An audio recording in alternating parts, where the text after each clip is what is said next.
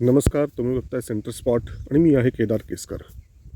मित्रांनो, अगदी ताजी बातमी अशी आहे की इस्रायल आणि हमास यांच्यामध्ये एक युद्धबंदी निर्माण झालेली आहे. युद्धबंदी घोषित झालेली आहे दोन्ही बाजूनी. आता ह्याच्यामध्ये अनेक कंगोरे आहेत. काही जण म्हणतात की ही युद्धबंदी कतारने घडवून आणली. काहींचं म्हणणं आहे की अमेरिकेचं प्रेशर होतं. मागे ह्याच्या प्लेयर्स कोण आहेत हे कदाचित पटकन लक्षात येणार नाही आणि मध्यस्थ कोणीही का असेना, पण हमास आणि इस्रायल यांनी ही युद्धबंदी का स्वीकारली ही काही कारणं मात्र नक्कीच चर्चेला येतील. हमासनी ही युद्धबंदी स्वीकारली ह्याच्यामागे फार काही विशेष मोठं कारण नाही. त्यांचं मुख्य कारण म्हणजे जो काही मार पडतोय त्यांना इस्रायलच्याकडनं, त्यामुळे अगदी स्वाभाविक आहे की त्यांना एक ब्रीदिंग स्पेस हवा होता. आणि आता जी युद्धबंदी जाहीर झाली आहे त्याचा ते खचलेली, गेलेली, गमावलेली शक्ती जी आहे ती भरून काढण्याच्यासाठी ते त्याचा वापर करतील, हे अगदी उघड आहे. इस्रायलनी मात्र ही युद्धबंदी तात्पुरत्या स्वरूपाची का विना पण ही का स्वीकारली, तर एक आपल्याला समजून घ्यायला लागेल मित्रांनो की इस्रायलचा मुख्य उद्देश हा होता की 7 ऑक्टोबरला जी काही मोठी कारवाई हमासच्या दहशतवाद्यांनी केली, अनेक इस्रायली लोकांना ठार केलं इस्रायलमध्ये घुसून, आणि कित्येक इस्रायली ज्यू लोकांना त्यांनी पकडून ठेवलं, बंधक बनवलं, आजतागायत. असं म्हटलं जातं आहे की जवळपास 250 ते 270च्या आसपास हे सगळे युद्धबंदी स्वरूपाचे हे कैदी लोक, होस्टेजेस ज्यांना म्हटलं जातं, असे पकडून ठेवलेले आहेत हमासनी. तर आता ते खरोखरच जिवंत आहेत का त्यांना संपवलेलं आहे हे अजून काहीच कळलेलं नाही आहे. तर इस्रायलचा मुख्य उद्देश हा आहे की त्या होस्टेजेसना सही सलामत परत वापस इस्रायलमध्ये घेऊन येणं, त्यांची सुरक्षा, त्यांच्या सुरक्षेची हमी घेणं. आणि त्यामुळे जर रक्ताचा थेंब न सांडता युद्धबंदी करून टप्प्याटप्प्याने जर हे युद्धबंदी, हे जे कैदी होते, होस्टेजेस होते, त्यांची जर सुटका होणार असेल इन एक्सचेंज ऑफ हमासचे कैदी, म्हणजे हमासच्याही काही लोकांना इस्रायली नंतरने जे पकडलं, जे दहशतवादी होते, त्या दहशतवाद्यांच्या एक्सचेंजमध्ये हे होस्टेजेस फ्री केले जाणार आहेत. तर काहीही किंमत देऊन अशा पद्धतीने जर होस्टेजेस आपल्याला परत मिळणार असतील तर ते सोन्याहून पिवळं, असा साधारणपणे इस्रायलचा ॲटिट्यूड आहे. दुसरी गोष्ट अशी की इतके दिवस जे ग्राउंड ऑपरेशन्स इस्रायलनी जे काही केले, जे काही बॉम्बिंग केलं, या सगळ्यामधून होस्टेजेस परत मिळाले का? काही होस्टेजेस परत मिळाले, पण ग्राउंड ऑपरेशन्सना मर्यादा आहेत. गाझासारख्या गजबजलेल्या एरियामध्ये, जो एरिया आहे अतिशय छोटा, भले त्यातनं आता बरंचसं पॉप्युलेशन पळूनही गेलेलं आहे, पण तरी मागे जे काही उरलेले लोक आहेत आणि जे दहशतवादी आहेत ते रस्त्यावर जी फाईट करत आत घुसायचं आहे ते करून, आणि इतर अनेक ठिकाणी म्हणजे काय पद्धतीने भूसुरुंग पेरलेले असतील, अजून काय केलेलं असेल, वी डोंट नो. तर त्यामुळे इस्रायलच्या दृष्टीने गाझामध्ये प्रत्यक्ष घुसून त्या होस्टेजेसना परत ताब्यात घेणं ही एक जिकिरीचं काम आहे. पण त्याऐवजी जर युद्धबंदी करून होस्टेजेस जर का आपल्याला मिळत असतील तर वेल अँड गुड, असा एक कदाचित इस्रायलनी विचार केलेला असू शकतो. पण मित्रांनो, पुन्हा मला हे सांगावंसं वाटतं की ही तात्पुरती युद्धबंदी आहे. युद्ध थांबलेलं नाही, युद्ध तहकुबी झालेली नाही. मग हे नेमकं काय आहे, तर इतकं अगदी स्पष्ट समजून घ्या. याचा संबंध जसा मी म्हटलं होस्टेजेसशी आहे. टप्प्याटप्प्याने हे होस्टेजेस दिले जाणार आहेत. म्हणजे 4 दिवस, आत्ता पहिली जी युद्धबंदी आहे ती 4 दिवसाच्यासाठीची आहे, आणि त्यामध्ये पहिल्या लॉटमध्ये 50 होस्टेजेसना फ्री करायचं आहे. त्यानंतर आणखीन 1 दिवस जर तुम्हाला युद्धबंदीचा हवा असेल तर त्यासाठी हमासनी 10 या होस्टेजेसना फ्री करावं लागेल. जर तसं 10 होस्टेजेसना जर हमासनी फ्री केलं तर हमासला 1 दिवस युद्धबंदीचा एक्स्ट्रा देईल इस्रायल. म्हणजे जितके दिवस त्यांना असे वाढवायचे असेल 10 ते होस्टेजेसना फ्री करत जायला लागेल. असं तात्पुरतं गृहीत धरू की ते 270 का जो काही आकडा आहे हॉस्टेजेसचा ते सगळे जिवंत आहेत, असं गृहीत धरू तात्पुरतं. तर तशा परिस्थितीत पहिला लॉट 50चा आणि त्यानंतर 10 हॉस्टेजेस असं करून फायनली कधी ना कधीतरी हे हॉस्टेजेस संपतील का नाही, कधी ना कधी त्या हॉस्टेजेसचं ट्रान्सफर हमासच्याकडून इस्रायलच्याकडे होईल का नाही. ज्या क्षणी हे हॉस्टेजेस पूर्णपणे इस्रायलकडे येतील आणि इस्रायलची खात्री पटेल की आता हमासकडे म्हणजेच आता गाझापट्टीमध्ये आपला एकही ज्यू नागरिक तिथे नाही, आपला एकही इस्रायली हॉस्टेज हा आता हमासच्या ताब्यात नाही, अशी खात्री ज्या वेळेला इस्रायलला पटेल त्यावेळेला इस्रायल हा हमासवरती बॉम्बिंग पुन्हा सुरू करेल, गाझापट्टीवरती बॉम्बिंग पुन्हा सुरू करेल. नुसतं बॉम्बिंग करेल का आणखीन काही रेड्स करेल की ग्राउंड ऑपरेशन्स करेल, वी डोंट नो. तुम्ही म्हणाल की मघाशीच तर तुम्ही म्हणलात होतात की हॉस्टेजेसची संबंध आहे फक्त, एकदा का हॉस्टेजेस तुम्हाला मिळाले की त्याच्यानंतर संपला विषय. तर नाही मित्रांनो, असं नाही आहे. इस्रायलला हे पक्क माहिती आहे की जोपर्यंत हमास अस्तित्वात आहे तोपर्यंत, बरं हमासच नाही हिजबोल्ला सुद्धा, हे हमास आणि हिजबोल्लाची पिल्लं जोपर्यंत आहेत तोपर्यंत आपल्याला स्वस्थता नाही. ही गोष्ट इस्रायलला अगदी पुरती कळून चुकलेली आहे. हमासनी एक मूर्खपणा केला, झोपलेल्या शिकाऱ्याला त्यांनी जागं केलं खाजवून, आणि आता हा शिकारी जागा झालेला आहे तर तो शिकार केल्याशिवाय गप्प बसणार नाही.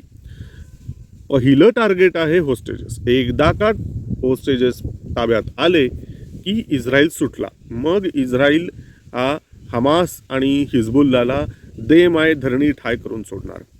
ही जरी एक गोष्ट, तर त्यामुळे हमासच्याही पोटात गोळा आलेला असणार. त्याहीपेक्षा हमास आणि हिजबुल्लाचा जो बाप आहे म्हणजे इराण, त्याचं धाबं आता दणाणलेलं आहे.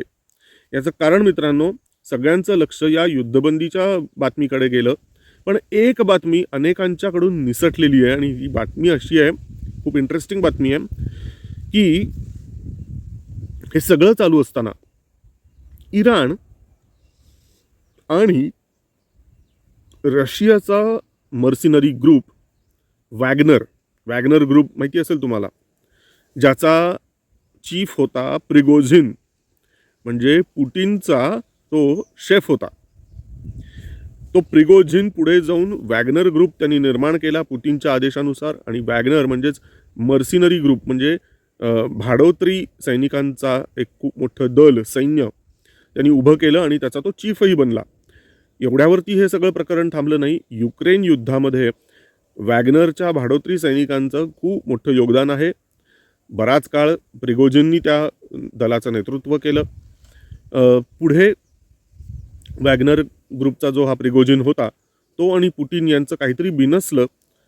काय झालंय ते नक्की प्रकरण, अनेक त्याला कंगोरे, त्याच्यावरती स्वतंत्र आपण व्हिडिओ केला आहे, त्यामुळे आता त्यावर मी वेळ नाही घालवणार. पण आता कोणीतरी वेगळा चीफ तिथे आहे. तर शक्यतो बहुतेक पुटिनच्याच थेट किंवा अप्रत्यक्ष अशा आदेशानुसार किंवा सूचनेवरून या वॅगनर ग्रुप आणि इराण यांच्यामध्ये एक समझोता झालेला आहे. अगदी रिसेंटली, काल परवाची गोष्ट आहे ही. त्यांच्यात समझोता झाला, काही वाटाघाटी झाल्या आणि असं ठरलं की इराणनी वॅगनर ग्रुपला बॅलिस्टिक मिसाईल्स द्यायचे. कुठले मिसाईल्स द्यायचे? बॅलिस्टिक मिसाईल्स द्यायचे. हे कशासाठी द्यायचे? तर त्या बदल्यात वॅगनर ग्रुपनी इराणला एअर डिफेन्स सिस्टीम द्यायची. आता मित्रांनो प्रश्न असा आहे, इराणकडे स्वतःची एअर डिफेन्स सिस्टीम नाही आहे का? तर आहे, अगदी शाबूत आहे, पण तरीसुद्धा ती पुरेशी नाही आहे असं बहुतेक इराणला वाटतं आहे. आणि म्हणून रशियाकडून S-400 सारख्या एअर डिफेन्स सिस्टीम, जशा S-400 आपण विकत घेतली ना रशियाच्याकडनं रिसेंटली, अशा स्वरूपाची एअर डिफेन्स सिस्टीम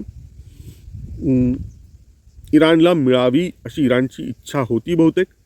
पण रशिया सध्या गुंतलेला आहे युक्रेन युद्धामध्ये. तर म्हणून कदाचित पुटिननी स्वतः पुढे न येता आणि रशियाला पुढे येऊ न देता प्रिगोजिन नव्हे, वॅगनर ग्रुपला पुढे केलं. आणि वॅगनर ग्रुप आता नेमकं कुठलं एअर डिफेन्स सिस्टीम देणार आपल्याला माहीत नाही. S-400 देणार की आणखीन कुठलं देणार, वी डोंट नो यट. पण इराणनी ती रिक्वेस्ट केलेली आहे आणि वॅगनर ग्रुपने ती मान्य केलेली आहे. मित्रांनो, आता थोडक्यात हे असं होतं आहे की ऑल द वे या इराणनी वॅगनर ग्रुपला का गाठलं आणि आत्ताच का गाठलं आणि ही एक्सचेंज का झाली. बॅलिस्टिक मिसाईल्स द्यायचे, त्या बदल्यात एअर डिफेन्स सिस्टीम घ्यायची आणि एअर डिफेन्स सिस्टीमच का घ्यायची. तर ह्याचं कारण अगदी उघड आहे. इराणच्या पोटात गोळा आलेला आहे. इराणला इस्रायलची भीती वाटत आहे. नेमकी काय भीती आहे ही, अगदी उघड, अगदी स्वाभाविक अशी ही गोष्ट आहे. 3 टप्पे आपण इस्रायलच्या कृतीच्याकडे, संभाव्य कृतीच्याकडे बघायला पाहिजे. पहिला टप्पा हा आहे की गाझामधून आपले बंधक मुक्त करणं, इस्रायलचे बंधक मुक्त करणं. तो टप्पा पार पडला की मग हमास आणि हिजबुल्लाचा निपटारा करणं. हमास आणि हिजबुल्लाचा निपटारा करणं हे दुसरं लक्ष आहे. आणि ते एकदा उद्दिष्ट साध्य झालं की मग तिसरं टार्गेट आहे ते म्हणजे इराणवरती हल्ला करणं. मग आता इराणवरती हल्ला करण्याचे वेगवेगळे मार्ग आहेत. एक म्हणजे इस्रायल हा अमेरिकेला फूस लावू शकतो, अमेरिकेला सांगू शकतो की जशी कारवाई तुम्ही अफगाणिस्तानवरती केली होती कोणे एकेकाळी 20 वर्षापूर्वी, जशी कारवाई तुम्ही इराकवर केली होती, तशा स्वरूपाची कारवाई तुम्ही इराणवरती आता करायला पाहिजे. हीच ती योग्य वेळ आहे आणि ज्याचा फायदा पुढे जाऊन तुम्हाला अध्यक्षीय निवडणुकांच्या वेळेला होणार आहे. अशा पद्धतीने इस्रायल हा अमेरिकेला फूस लावू शकतो, अमेरिकेला भरीस पाडू शकतो इराणच्या विरुद्ध ॲक्शन घेण्याच्यासाठी. जर अमेरिका या कृतीला बदला नाही तर इस्रायल म्हणू शकतो की ठीक आहे, जे काही करायचं आम्ही करू, पण तुम्ही आम्हाला विरोध करायचा नाही, तुम्ही आम्हाला पाठिंबा द्यायचा, लागेल ती मदत करायची. अशा परिस्थितीमध्ये इस्रायल कारवाई करेल इराणवरती आणि कारवाईचे वेगवेगळे मार्ग आहेत. मला वाटत नाही की ग्राउंड ऑपरेशन्ससारख्या काही गोष्टी इराणवरती केल्या जातील, कारण इराण हा इतका काही कच्चा खिलाडी नाही आहे आणि इराण तसा आकाराने पण मोठा आहे. लष्करी कारवाई करण्यासाठी, म्हणजे ज्याला आपण म्हणतो ना आर्मी ॲक्शन घेण्याच्यासाठी जमिनी हल्ला करणं हे काही सोपं काम नाही आहे इराणवरती. पण मग काय करता येईल तर एअर अटॅक आयदर विमानातनं करता येईल किंवा मिसाईलद्वारे करता येईल. आणि नेमकी हीच भीती इराणला आहे आणि म्हणून तशा त्या संभाव्य एअर रेड किंवा मिसाईल अटॅक किंवा मे बी ड्रोन अटॅकसारख्या गोष्टी, अशा कोणत्याही हवाई हल्ल्यापासून इराणचं संरक्षण व्हावं यासाठीच कदाचित इराण हा एअर डिफेन्स सिस्टीम आपली मजबूत करण्याचा आत्तापासूनच प्रयत्न करत आहे. कारण ही गोष्ट फार लांब होणार नाही आहे. जास्तीत जास्त 2 ते 3 आठवड्याच्या आत, कमीत कमी 2-3 आठवड्यात किंवा जास्तीत जास्त 2-3 महिन्यात पण ही गोष्ट होणार. इस्रायल हा हमास आणि हिजबुल्लाचा काटा काढल्यानंतर इराणचा समाचार घेणार हे अगदी उघड आहे आणि ह्याची कुणकुण लागल्यामुळेच इराणनी वॅगनर ग्रुपच्या सोबत हा करार केलेला आहे एअर डिफेन्स सिस्टीमचा. तर मित्रांनो, आपण अशा या आंतरराष्ट्रीय घडामोडींच्याकडे लक्ष ठेवून राहणारच आहोत. आपण ज्या पद्धतीने आत्ता अंदाज वर्तवले त्या पद्धतीनेच सगळ्या घडामोडी पुढे घडणार आहेत की नाहीत याकडे आपण लक्ष ठेवूयात. तुमच्या मनात काही वेगळे प्रश्न असतील, तुमच्या मनात काही वेगळ्या शक्यता डोकावत असतील तर कमेंट सेक्शनचा वापर करा. त्यामध्ये आपले प्रश्नसुद्धा येऊ द्यात. तुमच्या प्रश्नांची दखलसुद्धा आपण पुढच्या व्हिडिओजमध्ये निश्चितपणे घेऊ. तुमचं नाव आणि तुमचा प्रश्न याचा उल्लेख करू आपण आणि त्याचं काय उत्तर आहे तेही आपल्याला सांगण्यात येऊ शकेल. तर मित्रांनो, आंतरराष्ट्रीय राजकारणाच्या संदर्भात आपले जे काही प्रश्न असतील ते जरूर आपण कमेंट सेक्शनमध्ये टाईप करावेत. आपण आत्तापर्यंत हा पूर्ण व्हिडिओ पाहिला याबद्दल धन्यवाद. व्हिडिओला लाईक करा, शेअर करा आणि सेंटर स्पॉटला सबस्क्राईब करायला विसरू नका. त्याच पद्धतीने QR कोडचा उपयोग करा आणि त्यावर सेंटर स्पॉटला सहाय्य करा. धन्यवाद. जय हिंद, जय भारत.